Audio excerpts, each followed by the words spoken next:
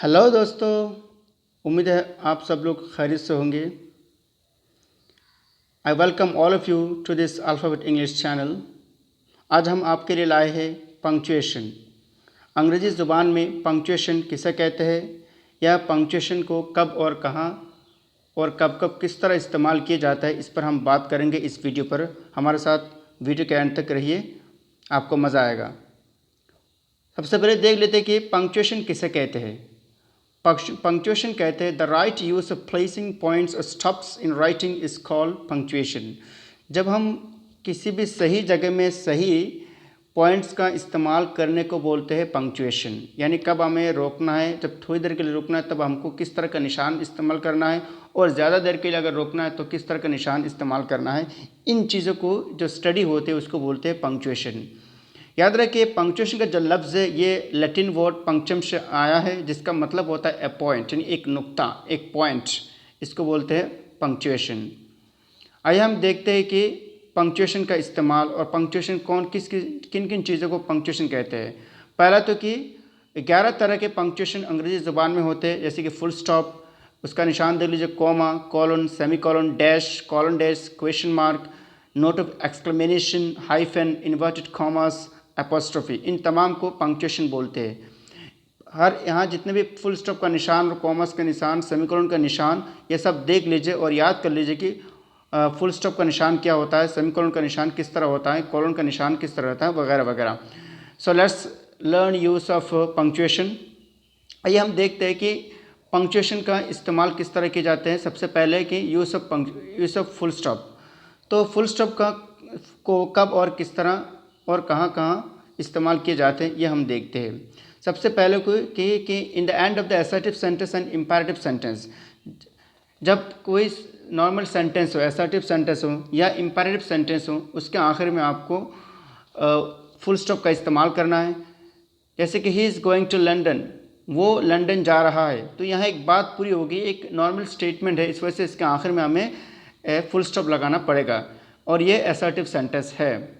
इसके बाद जैसे इम्पेरेटिव सेंटेंस हो, यानी जिस सेंटेंस में हुक्म दिया जाता हो, ठीक है, तो उसके आखिर में भी क्या करना होगा, यानी फुल स्टॉप लगाना पड़ेगा। जैसे कि डू इट नाउ, या कोई रिक्वेस्ट की बात हो, जैसे प्लीज़ डू इट, ओके, इस तरह का चीज़ें हो, तो उस पर हम, यानी किसी चीज़ पर कमांड की जाए, उस पर हुक्म की जाए, तो चाहे वो रिक्वेस्ट के बिना पर हो या तो बाकायदा ऑर्डर के बिना पर हो, तो उसके आखिर में भी हमें फुल स्टॉप लगाना पड़ेगा।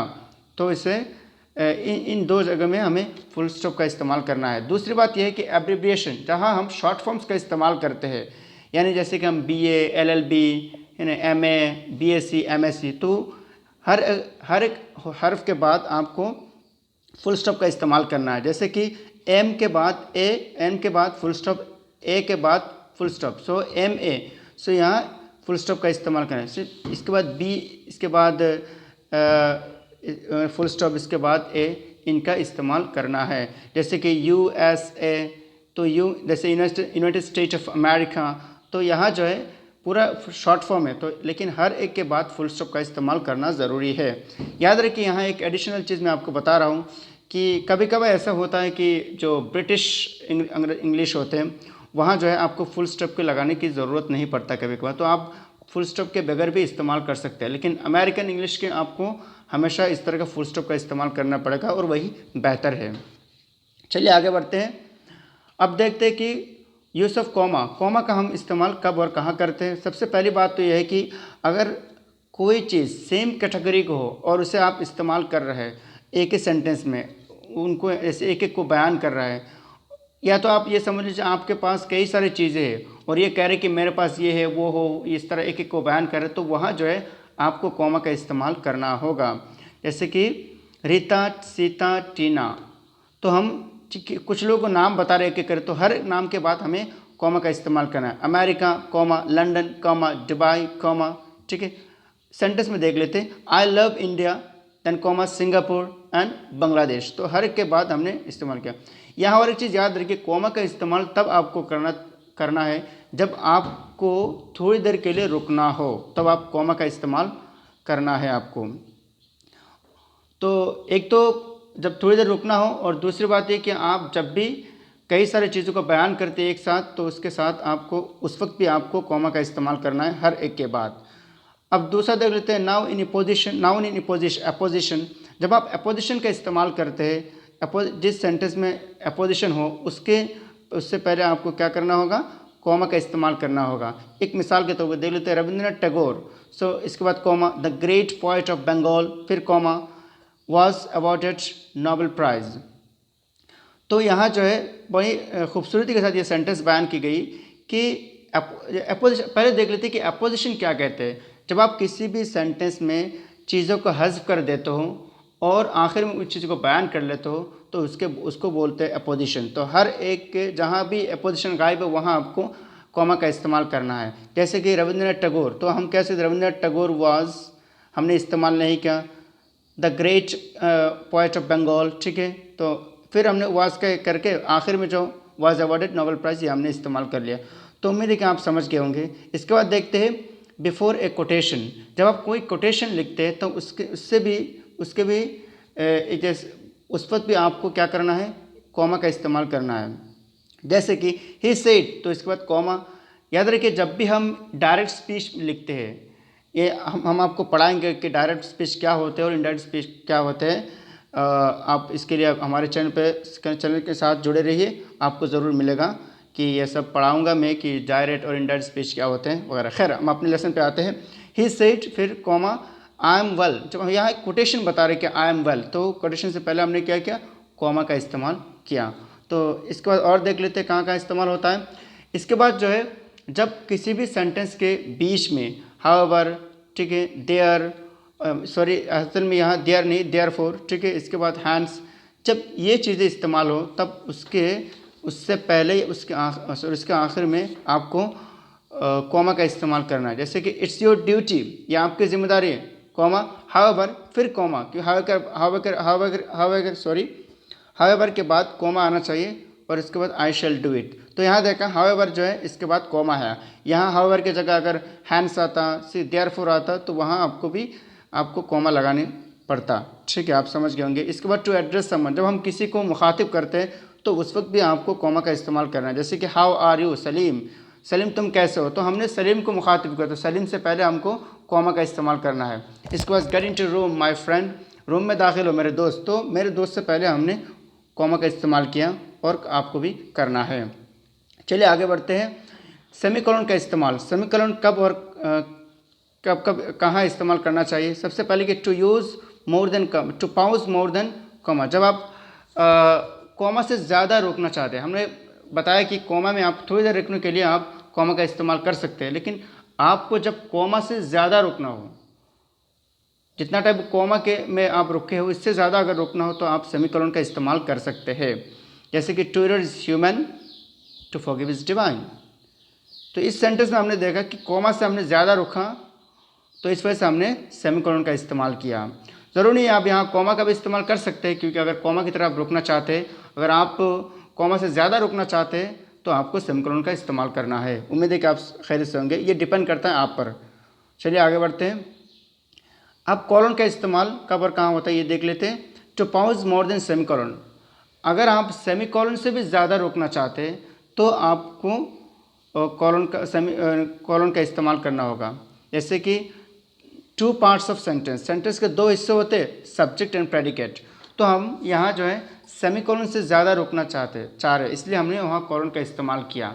लेकिन अगर सेमीकोलन का ही जैसा ही रोकना है तो सेमीकोलन का इस्तेमाल करेंगे, अगर उससे ज़्यादा हमें रोकना है तो हम कॉलन का इस्तेमाल करेंगे। दूसरा मिसाल देख लेते हैं। His 4 friends are Ram, Rahim, John and Tom. तो यहाँ देखिए उसके 4 दोस्तों के नाम बता के हमने ये आर के बाद हमें क्या कॉलन का इस्तेमाल किया। फिर Ram, Rahim, John and Tom. ये आपको मालूम होना चाहिए कि राम के बाद कॉमा क्यों है, कि इससे पहले मैं आपको बता चुका हूँ। तो ये इस तरह का हम कॉलन का इस्तेमाल कर सकते हैं। आइए आगे बढ़ते हैं। इसके बाद use of dash and colon dash, हम डैश को कब और कब किस तरह इस्तेमाल कर सकते हैं इसको देखते हैं। Both can be use as colon, जिस तरह हम जिन जिन जगहों में कॉलन का इस्तेमाल करते हैं सेम उसी जगह में भी आप डैश का भी इस्तेमाल कर सकते हैं। जैसे कि सलमान सेज, इसके बाद enjoy life while you can, ठीक है, यानी अपने सलमान ने कहा कि अपनी ज़िंदगी को एंजॉय करो जब तक तुम कर सकते हो। तो यहाँ जो है कॉलन डैश का हमने इस्तेमाल किया है, लेकिन यहाँ हम डैश कॉलन का भी इस्तेमाल कर सकते थे। तो यहाँ यानी कॉलन के जगह हम कॉलन डैश का इस्तेमाल किया है। दूसरा देख लेते कि Ram, Rahim, John, Tom all are क्या फ्रेंड्स, ऑल आर फ्रेंड्स। तो यहाँ हमने एक सेंटेंस बड़े खूबसूरत से बयान किया है, Ram, Rahim, John, Tom all are friends. तो इस तरह का जो हम जब बयान करते हैं वहाँ हमने क्या क्या डैश का इस्तेमाल किया और आखिर में बताया सब क्या है, दोस्त हैं। ठीक है, तो डैश और कॉलन डैश हम सेमी कॉलन की जगह में भी इस्तेमाल कर सकते हैं। दोबारा कहता हूँ, सुनिए गौर से कि डैश और कॉलन को सेमी कॉलन की जगह इस्तेमाल किया जा सकता है। जिस तरह हम सेमी कॉलन का इस्तेमाल करते हैं उसी जगह में भी आप कॉलन और डैश को इस्तेमाल कर सकते हैं। यानी कॉलन की जगह डैश और कॉलन डैश का इस्तेमाल किया जा सकता है। उम्मीद आप समझ गए होंगे। आगे बढ़ते हैं। इसके बाद यूज़ ऑफ क्वेश्चन मार्क। जब कोई सवालिया हो कोई बात, यानी कोई कुछ चीज़ पूछना हो, तो उस वक्त उस सेंटेंस के आखिर में हमें क्वेश्चन मार्क लगाना होगा। जैसे अगर आपके अंदर कोई फीलिंग है, मैं ये कहना चाह रहा हूँ कि आप कहाँ जा रहे हो, तो इस तरह का सेंटेंस, जिस सेंटेंस में कोई चीज़ पूछे जा रही हो तो उसके आखिर में क्वेश्चन मार्क का इस्तेमाल करना है। ये बहुत आसान है, इसको ज़्यादा एक्सप्लेन करने की ज़रूरत है मुझे लगता है। हु आर यू, आप कौन है, तो आखिर में क्वेश्चन मार्क है। व्हाट्स योर नेम, आपका नाम क्या है, तो आखिर में हमने क्वेश्चन मार्क लगा दिया है। आइए इसके बाद देखते हैं use of note of exclamation. आप कब एक्सक्लेमेशन का जो निशानी उस वक्त इस्तेमाल करेंगे, इन the end of the sentence which express strong emotion. एक ऐसी सेंटेंस के आखिर में इस्तेमाल करना है जो सेंटेंस एक स्ट्रॉन्ग इमोशन पेश करता हो। आपके जज्बात जो है ना, जज्बात को इमोशन अचानक कहते वाह क्या हो गया, क्या बात है, इस तरह की जो सेंटेंस होगा वहाँ आपको एक्सक्लेमेशन मार्क का इस्तेमाल करना है। आइए मिसाल के साथ समझते हैं। अलास, हाय, हम बोलते हैं ना हाय क्या होगा, मतलब ही इज़ डेड, वो मर गया। ठीक है, याद रखिए कुछ एक्सप्लेनेशन जो ये होते हैं, वर्ड्स होते हैं, उसके आखिर में आपको इस्तेमाल करना है, यानी एक्सक्लेमेशन मार्क का इस्तेमाल करना है। अगर वो नहीं है तो उस तरह के सेंटेंस के आखिर में इस्तेमाल करना है। यहाँ देखिए अलास, तो यहाँ अलास के बाद में एक्सक्लेमेशन जो मार्क उसको इस्तेमाल किया। इसके बाद ही इज़ डेड, इसके आखिर में हमने इस्तेमाल नहीं किया, क्योंकि इससे पहले क्या है, अलास का जो अलास और हुर्रा और हमने पढ़ा ब्रेवो, इस तरह का अगर लफ्ज़ आ जाए तो उसके आखिर में दे देंगे, बाकी इसके बाद ज़रूरी नहीं है। लेकिन जब आप what beautiful flower is it, वाह क्या, मतलब कहते हैं ना वाह ज़बरदस्त, मतलब कहते हैं ना वाह क्या खूबसूरत फूल है, क्या खूबसूरत फूल है, तब आप उस ऐसे सेंटेंस में जो सेंटेंस आपके दिल से निकलती हो, आपकी इमोशंस के साथ जुड़ते हो और स्ट्रॉन्ग इमोशन पेश करता हो, उसके आखिर में एक्सक्लेमेशन मार्क का इस्तेमाल करना है। उम्मीद है कि आप समझ गए होंगे। चलिए आगे बढ़ते हैं। यूज़ ऑफ इन्वर्टेड कमा। इन्वर्टेड कमा का इस्तेमाल कब और कहाँ किया जाता है, देखते हैं। टू राइट कोटेशन, जब हम कोटेशन को लिखते हैं, कोई बड़ी बात हो, किसी फिलोसोफर ने कोई बात बताई हो, तो उस वक्त हमको ये सब इस्तेमाल करना है। और दूसरी बात, जब हम डायरेक्ट स्पीच लिखते हैं तब आपको ये डायरेक्ट स्पीच में जो असल स्टेटमेंट होता है उस स्टेटमेंट में आपको कोटेशन जो इन्वर्टेड कॉमा का जो मार्क है उसको इस्तेमाल करना है। जैसे कि किड सेज, जॉन किड, असल में जॉन किड्स है, John kid says beauty is truth, कि खूबसूरती क्या है, सच्चाई है। ठीक है, तो यहाँ जो कोटेशन है, तो ही सेज के बाद हमने मालूम है कॉमा लगाया तो लगा दिया, क्योंकि डायरेक्ट स्पीच इस वजह से। और एक स्टेटमेंट जो है, कोटेशन जो है, इन्वर्टेड कॉमा स्टार्ट और इन्वर्टेड कॉमा जो आखिर में जो है उसके बीच में हमने रख दिया। तो जब भी आपको कोई कोटेशन बोलना हो तब आप ये इस्तेमाल कर सकते हैं। दूसरी बात ही से, जैसे कि हमने बताया, जब आप डायरेक्ट स्पीच लिखते हैं तो असल जो स्टेटमेंट है उस स्टेटमेंट को दोनों जो कॉमा से दोनों इन्वर्टेड कॉमा के अंदर ही लिखना है। उम्मीद है कि आप समझ गए होंगे। तो इन्वर्टेड कॉमा कब और कहाँ इस्तेमाल की जाती है। चलिए आगे बढ़ते हैं। Use of hyphen. अब हाइफन का इस्तेमाल कब और कहाँ किए जाते हैं।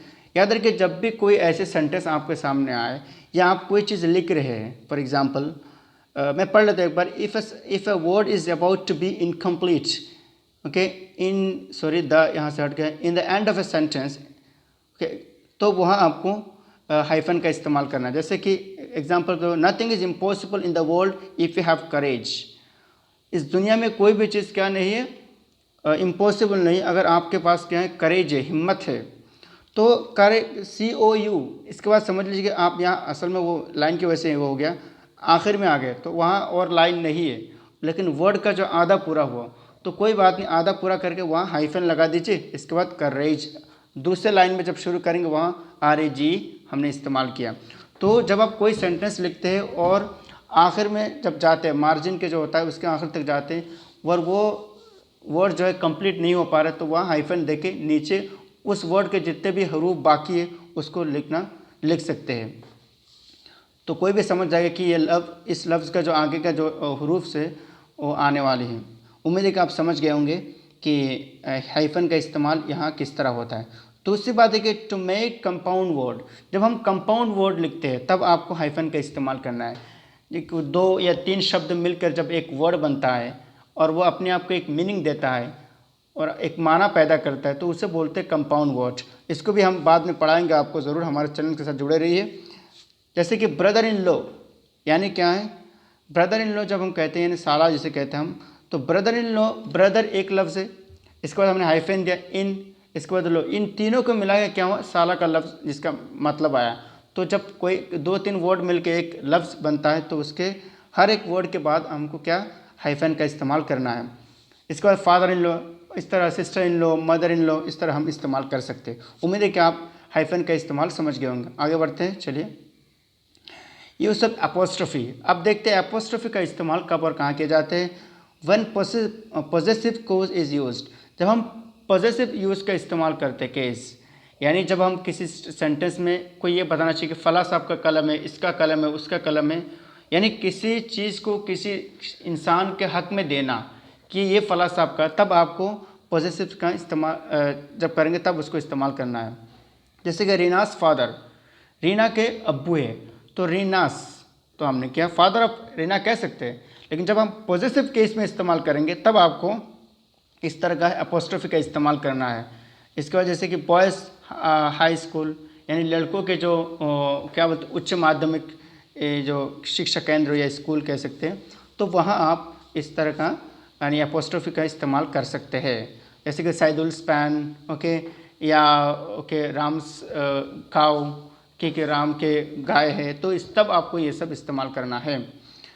दूसरा कि जब आप डू नॉट, कैन नॉट और विल नॉट हैं are made in short form, जब आप जैसे कि डू और नॉट ये दोनों है, अब दोनों को जब शॉर्ट में हम इस्तेमाल करेंगे, शॉर्ट फॉर्म में, तब आपको एपोस्ट्रोफी का इस्तेमाल करना है। जैसे कैन नॉट को हम जब बनाएंगे तब भी आपको इस्तेमाल, जैसे कि डोंट, ओके, डू नॉट को हमने बना दिया डोंट, कैन नॉट को हमने तो कांट बना दिया, तो यहाँ डू DON, इसका एपोस्ट्रोफी, इसके बाद हमने T दिया, तो इस तरह का आप ओंट, विल नॉट का ओंट। तो जब आपको किसी चीज़ को शॉर्ट बनाना हो, यानी do not, can not, will not, इस तरह का वगैरह और भी सारी चीज़ें हैं, उसको जब बनाएंगे तब आपको एपोस्ट्रोफी का इस्तेमाल करना है। उम्मीद है कि आप समझ गए होंगे। तो ये था आज का हमारा लेसन जो मैं आपके लिए लाया था। अगर आपको वीडियो पसंद आए तो हमारे अल्फ़ाबेट इंग्लिश चैनल को लाइक कीजिए, सब्सक्राइब कीजिए और शेयर कीजिए। Thank you for watching, see you again.